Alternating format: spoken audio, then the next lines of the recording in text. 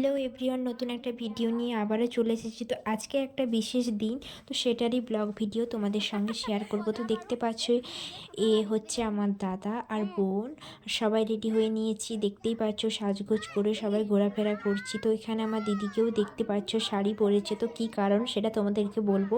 তো আজকে আমার দিদির কথাবার্তা ছিল, তো সেই জন্য অনেক লোকজন আসবেন দিদিকে দেখতে। তো সেটারই প্রস্তুতি চলছে। তো রুমটা দিদির যেখানে ওনারা এসে বসবেন তোমাদেরকে দেখিয়ে দিলাম। আমাদের বাড়িগুলো ছোট ছোট, তাই জন্য আমরা অ্যাডজাস্ট করে দুটো রুমে বসার জায়গা করেছিলাম। দেখতে পাচ্ছ আমার রুমটাও আমি গুছিয়ে দিয়েছি সুন্দরভাবে, যেহেতু লোকজনেরা অনেকেই আসবেন।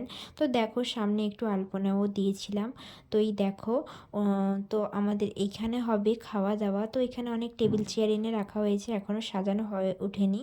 তো তারপরে দেখো এখানে রান্নাবান্নার প্রস্তুতি চলছে। দিদি এখানে কাজ কাজ করছে।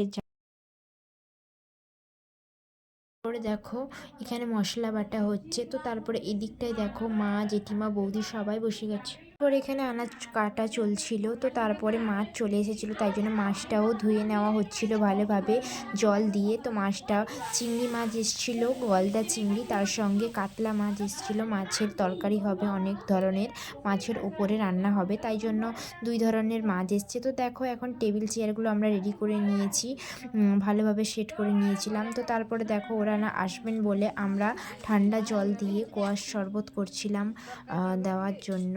তো ওটারই প্রস্তুতি চলছে। তো দেখো কথা বলতে বলতে ওনারাও চলে এসেছেন, গাড়ি এসে দাঁড়িয়ে আছে। তো চলো তোমরা ভিডিওটা দেখতে থাকো। তো দেখো ওনারা একে এখন ভেতরে নিয়ে আসা হয়েছে। তো যেখানে আমরা বসার জায়গা করেছিলাম, তো ওখানে আমরা এখন ঢুকিয়ে দিচ্ছিলাম বসার জন্য।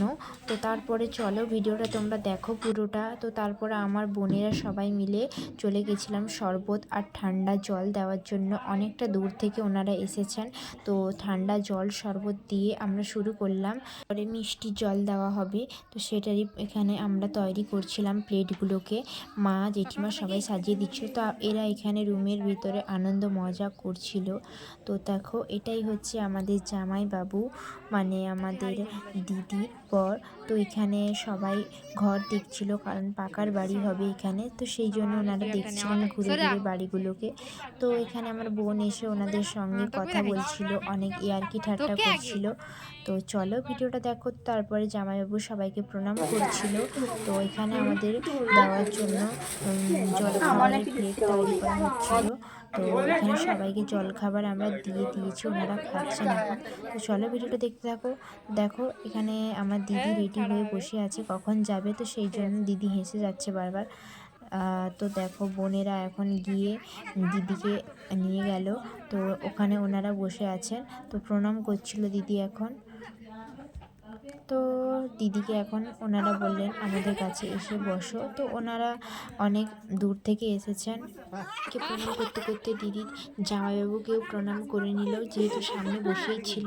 তো তারপরে এখানে কথাবার্তা হচ্ছিল, দিদিকে অনেক কিছুই জিজ্ঞাসা করছিল। তো তারপরে দেখো অনেককেই মিষ্টি জল দেওয়া হয়েছিল না, তো তাদের জন্য বোন নিয়ে গেছিলো ঠান্ডা জল আর মিষ্টি সব কিছু। তো তারপরে দেখো এখানে ওনারা বসে আছেন, কথাবার্তা বলছেন।